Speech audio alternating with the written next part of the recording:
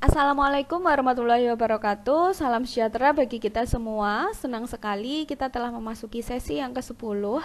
Dan pada sesi ini kita akan membahas tentang struktur dan biaya modal. Struktur modal itu jika digambarkan adalah sebagai berikut seperti yang tampil di layar kalian. Nah, dari struktur modal ini sebenarnya digunakan untuk menjelaskan bahwa modal yang dihimpun oleh perusahaan itu bisa bersumber dari 3 sumber. Yang pertama adalah utang, yang kedua adalah saham preferen, yang ketiga adalah ekuitas biasa. Di mana ekuitas biasa itu dibagi menjadi 2, sumber internal yaitu laba ditahan, dan yang kedua bersumber dari eksternal yaitu saham baru. Sekali lagi, struktur modal itu jika digambarkan adalah sebagai berikut, seperti yang tertera pada layar kalian saat ini. Nah, dari struktur modal ini sebenarnya menjelaskan bahwa modal yang dihimpun oleh perusahaan itu bersumber dari 3. Yang pertama adalah utang, yang kedua saham preferen, dan yang ketiga ekuitas biasa. Di mana ekuitas biasa itu dibagi menjadi 2.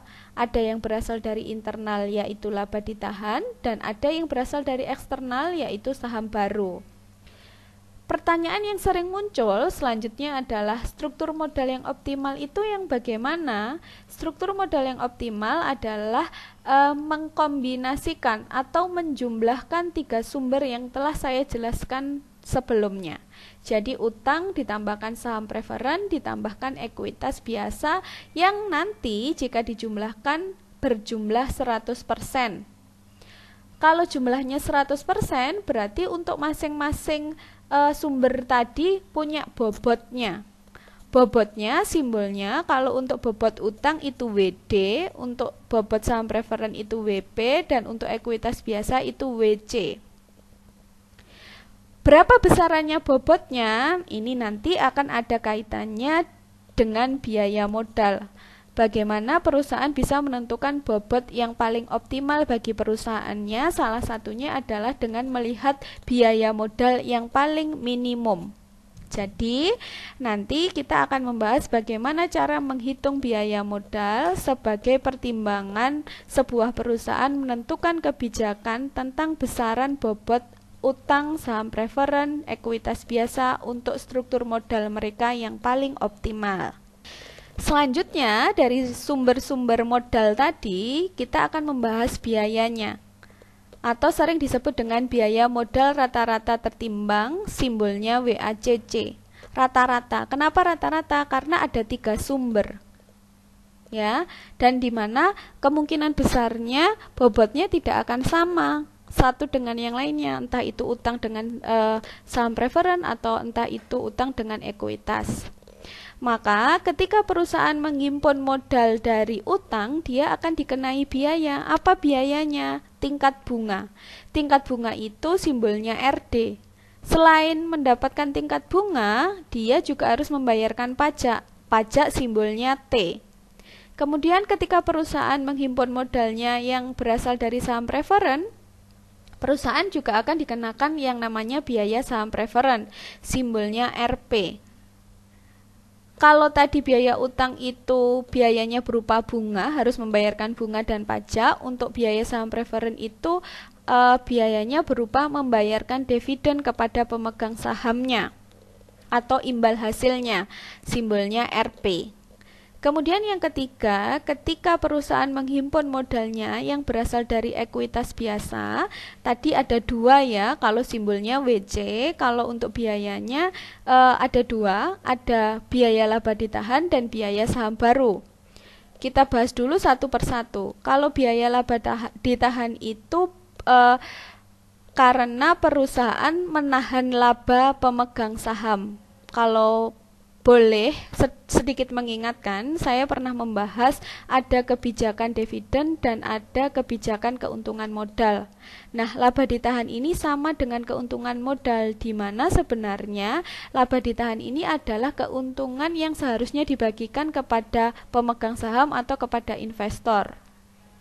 Kalau nggak jadi dibagikan, itu artinya perusahaan harus mengganti biaya kesempatan yang hilang bagi para investor untuk menggunakan nilai dividen yang seharusnya dia dapatkan dengan nilai yang pasti saat itu.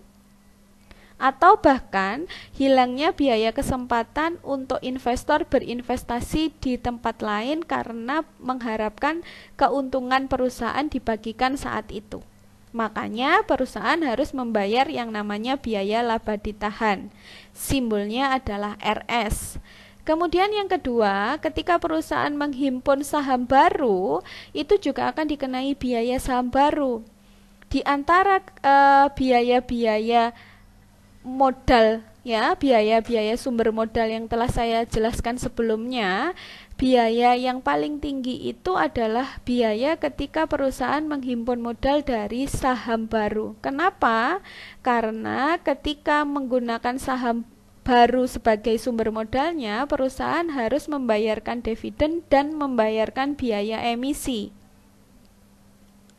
Loh Bu, kenapa disebut paling tinggi? Padahal biaya utang tadi juga dua variabel kok, bayar bunga dan bayar pajak. Kalau biaya utang kemudian bayar pajak dan bunga, justru utang itu adalah sebagai pengurang pajak.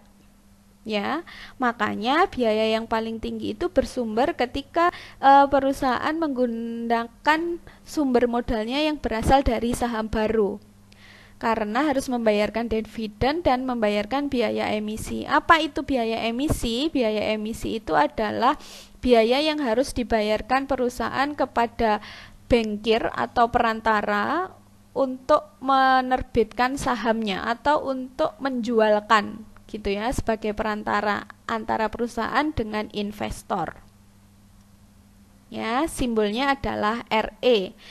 Yang terlihat aneh adalah biaya laba ditahan, ya, ada simbol RS sama RS topi, di mana ada tanda sama dengan, itu artinya sebenarnya simbolnya sama walaupun nanti rumusnya berbeda. Kenapa rumusnya berbeda? Kita akan bahas di slide selanjutnya. Nah, dari penjelasan saya yang sebelumnya, yaitu tentang struktur modal, kemudian dari struktur modal kita bahas tentang bobot, kemudian dari bobot kita bahas tentang biayanya, tadi simbolnya kebanyakan R gitu ya.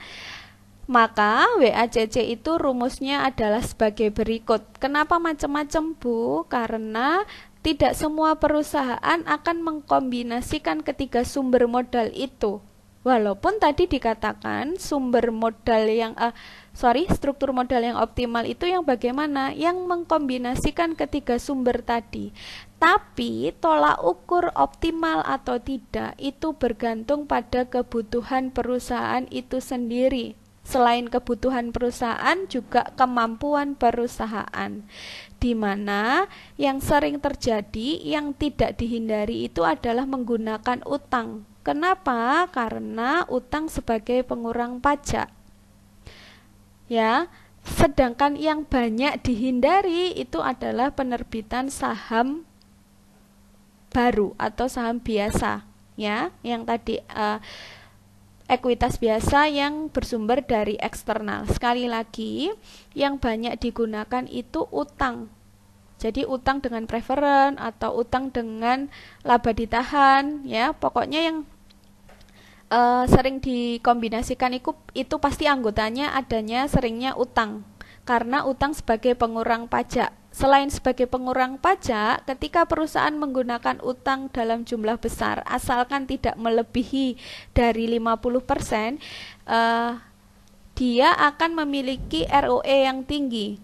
Artinya, ketika ROE-nya tinggi, kinerja untuk mengembalikan ekuitasnya itu juga tinggi. ROE, kalau di analisis laporan keuangan itu return on equitas, ROE gitu ya. Itu kemampuan atau kinerja perusahaan dalam mengembalikan ekuitasnya tinggi. Kemampuan ini sangat menguntungkan perusahaan karena kebanyakan investor itu menyukai perusahaan yang ROE-nya tinggi. Makanya sumber modal yang berasal dari utang ini justru tidak dihindari oleh para pemilik perusahaan atau pihak perusahaan. Walaupun secara logika menggunakan utang itu harusnya tidak boleh lebih dari 50%, karena kalau lebih dari 50% akan besar kemungkinan untuk perusahaan diakuisisi oleh pihak pemberi utang. Misalnya seperti itu. Gitu ya. Nah, inilah rumusnya WACC. Kenapa tampil ada atau seperti ini? Karena tadi ada beberapa kemungkinan, atau bahkan menggunakan ketiga-tiganya boleh, seperti yang tampil di layar yang paling bawah ini. Nanti contoh soalnya ada di lampiran, di contoh A ya. Nanti saya lampirkan di forum. Bukan di forum ya, di sesi 10. Dan selanjutnya di mana tadi saya telah menjelaskan tingkat bunga itu tingkat bunga untuk utang simbolnya RD, bukan tingkat bunga ya, biaya ya. Biaya utang itu simbolnya RD, biaya saham preferen itu simbolnya RP, biaya laba ditahan itu RS sama dengan RS topi, sedangkan yang terakhir biaya untuk saham baru itu simbolnya RE. Nah, selanjutnya di slide ini saya akan membahas bagaimana cara menghitung RD, bagaimana cara menghitung RP, bagaimana menghitung RS, dan bagaimana menghitung RE. Rumusnya bisa kalian lihat di layar, dan untuk penjelasannya juga bisa dilihat di layar sendiri. Nanti contohnya ada di lampiran B. Silahkan dilihat, dan jika mengalami kebingungan silahkan bertanya. Sampai kalian jelas boleh bertanya berulang-ulang gitu ya. Selanjutnya tadi saya bilang kenapa untuk menghitung laba ditahan simbolnya sama ya. Bukan sama sih ya, simbolnya berbeda tapi memiliki arti yang sama, karena sama-sama untuk menghitung biaya laba ditahan. Tetapi sebenarnya ada dua metode ya, ada dua metode, di mana ada metode CAPM, Capital Asset Pricing Model, dan DCF, Discount Cash Flow, di mana kedua metode ini atau kedua model ini menggambarkan rumus yang ada di laba ditahan tadi. Kalau nanti disinkronkan silahkan ya. Nah, cara membedakannya bagaimana, atau metode mana yang lebih baik antara CAPM dan DCF? Ya, sebelum saya jawab pertanyaan itu, saya jelaskan juga ada metode yang ketiga untuk menghitung biaya laba ditahan, yaitu metode subjektif, di mana metode subjektif ini menghitungnya menggunakan pendekatan imbal hasil dikurangi dengan premi resiko. Setelah saya menyebutkan metode perhitungan biaya laba ditahan ini ada 3, maka saya akan menjawab pertanyaan mana yang lebih baik di antara ketiganya. Jawabannya adalah tidak ada yang lebih baik di antara ketiganya, kecuali untuk yang pendekatan subjektif tidak disarankan. Kenapa? Namanya juga subjektif, berarti menurut pandangan orang lain. Bukan orang lain ya, menurut pandangan perorangan. Bisa jadi antara satu orang dengan orang yang lainnya tidak punya tolak ukur tertentu. Makanya untuk pendekatan subjektif, yaitu pendekatan imbal hasil dikurangi premi resiko, boleh tidak digunakan atau tidak direkomendasikan untuk menghitung biaya laba ditahan di sebuah perusahaan. Selanjutnya tinggal 2 ini, ada CAPM dan ada DCF. Mana yang lebih baik? Tidak ada yang lebih baik, tetapi semuanya baik untuk kasus yang berbeda. Kalau yang CAPM ini untuk perusahaan yang tidak membagikan dividen, sedangkan untuk DCF ini untuk perusahaan yang membagikan dividen. Kemudian kalau di Indonesia perusahaan banyak menggunakan yang mana, Bu? Banyak yang menggunakan CAPM karena Indonesia adalah negara berkembang. Kalau negara berkembang itu identik dengan perusahaan yang sedang bertumbuh. Kalau perusahaan yang sedang bertumbuh identik dengan tidak membagikan dividennya, ditahan labanya. Maka metode CAPM lah yang banyak digunakan di Indonesia jika dibandingkan dengan model DCF, gitu ya. Nah, untuk model diskon cash flow sebelum yang ada yang bukan warna merah itu ketika pertumbuhannya konstan. Tetapi kalau pertumbuhannya tidak konstan, maka pertumbuhannya bisa dihitung menggunakan dengan rumus yang ada di bawah tersebut, yang baru muncul ini ya, yang tulisan sebelahnya itu menggunakan font warna merah. Nah, untuk yang ini tidak ada contoh soalnya karena sudah ada di slide sebelumnya, yaitu di contoh B kalau nggak salah ya. Maka saya kira untuk metode perhitungan biaya laba ditahan sudah cukup jelas ya, ada 3 tadi, ada CAPM, DCF, kemudian RS. Yang tidak direkomendasikan adalah yang terakhir, yang RS ini. Semuanya sama sih RS, hanya saja maksud saya untuk yang pendekatan ketiga ini tidak direkomendasikan karena sifatnya subjektif. Dimana kalau subjektif itu pandangan atau tolak ukurnya tidak ada atau tidak pasti. Misalnya ada yang menganggap premi resikonya nilainya 10, tapi ada yang menganggap nilainya 8. Maka dianggap sebagai penilaian yang subjektif. Nah, yang objektif ada 2, CAPM dan DCF. Dua-duanya bagus, tetapi harus diterapkan pada perusahaan yang sesuai. Kalau yang CAPM untuk perusahaan yang yang tidak membagikan dividen, sedangkan yang DCF yang membagikan dividen. Kalau di Indonesia banyak yang mana Bu? Banyak yang CAPM, karena yang CAPM itu identik dengan perusahaan yang sedang bertumbuh. Indonesia itu negara berkembang, jadi banyak perusahaan yang masih bertumbuh. Sebaliknya untuk DCF-nya, komposisinya antara 70% banding 30% lah ya, untuk di Indonesia kasusnya yang menggunakan CAPM banding DCF-nya. Sudah terjawab ya metode mana yang paling tepat. Selanjutnya yang terakhir adalah tentang faktor-faktor yang mempengaruhi WACC. Ada yang berasal dari internal dan ada yang berasal dari eksternal. Kalau yang internal itu dapat dikendalikan, kalau yang eksternal tidak dapat dikendalikan. Apa yang tidak dapat dikendalikan? Contohnya adalah tingkat bunga dan tarif pajak. Kalau tingkat bunga dan tarif pajak itu kan sesuatu yang berkaitan dengan kebijakan pemerintah, jadi jelas sudah berasal dari eksternal dan tidak dapat dikendalikan. Tetapi kalau yang berasal dari internal itu dapat dikendalikan, misalnya dengan mengubah struktur modal. Ingat tadi, struktur modal yang optimal itu memang mengkombinasikan ketiga sumber, tetapi optimal tidaknya itu bergantung dengan kebutuhan dan kemampuan perusahaan itu sendiri. Kalau memang mampunya hanya menggunakan 2 sumber, ya pakai 2 sumber saja. Makanya faktor-faktor yang mempengaruhinya dengan cara satu, mengubah struktur modal. Misalnya hanya terdiri dari yang awalnya terdiri dari 3 atau harusnya terdiri dari 3, cuman 2, misalnya utang dan laba ditahan. Kemudian yang kedua adalah mengubah pembayaran dividen. Kalau pembayaran dividennya lebih besar, itu artinya laba ditahannya akan sedikit. Kalau laba ditahannya sedikit, itu artinya akan mengurangi biaya. Atau sebaliknya, ketika dividennya dibagikan lebih sedikit dari tahun sebelumnya, itu artinya laba ditahannya jumlahnya akan lebih besar, maka biaya laba ditahan juga akan semakin besar, tergantung kebutuhan dan kemampuan perusahaan pada saat itu. Kemudian yang ketiga adalah mengubah keputusan penganggaran modal. Ini hampir sama dengan mengubah struktur modal ya.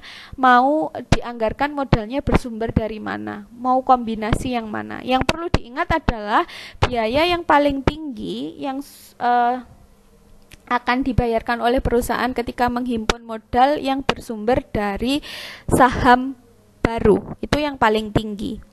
Ya, karena harus membayarkan biaya emisi dan dividen. Sedangkan utang itu yang paling sering diminati karena sebagai pengurang pajak dan sebagai peningkat nilai ROE di sebuah perusahaan untuk daya tarik investor karena memiliki kinerja yang tinggi dalam mengembalikan ekuitasnya atau sering disebut dengan ROE. Saya kira penjelasan saya cukup sekian. Jika ada pertanyaan silahkan sampaikan di forum. Saya akhiri. Wassalamualaikum warahmatullahi wabarakatuh.